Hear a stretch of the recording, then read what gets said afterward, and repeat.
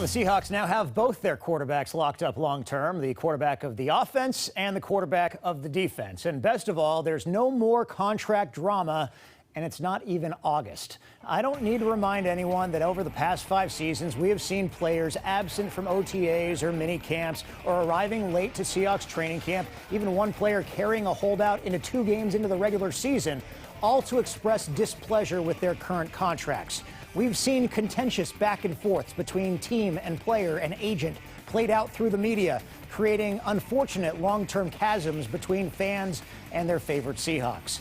And yet with Wilson and Wagner, that was rarely the case. Now, yes, both of them got paid and paid extremely well. It helps when there are 2 sides that actually want to get a deal done.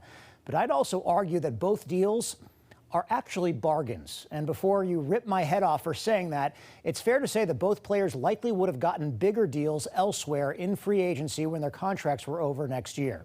Let's take a look at the top 5 highest paid quarterbacks in the league.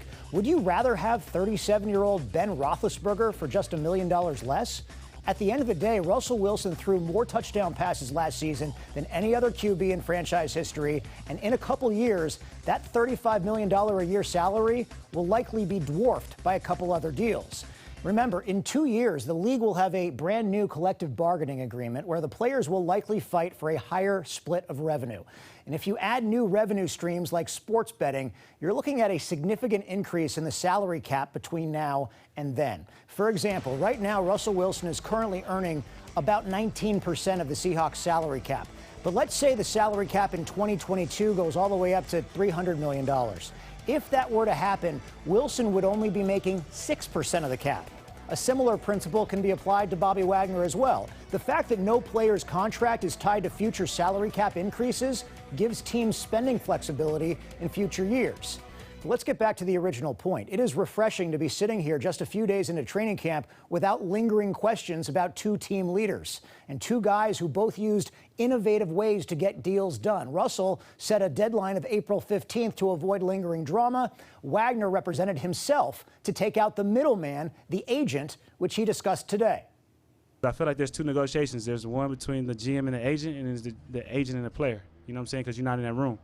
And so you might miss some things that's not being talked about. And my thing is, how I looked at it is, I didn't want them to say all the bad stuff to the agent. I wanted them to say it to my face. Like, you know, I could take it, you know what I'm saying? Like, shoot, especially nowadays, you got Twitter. There's somebody telling you ain't, like, you trash every day. So it can't be worse than Twitter, you know what I mean?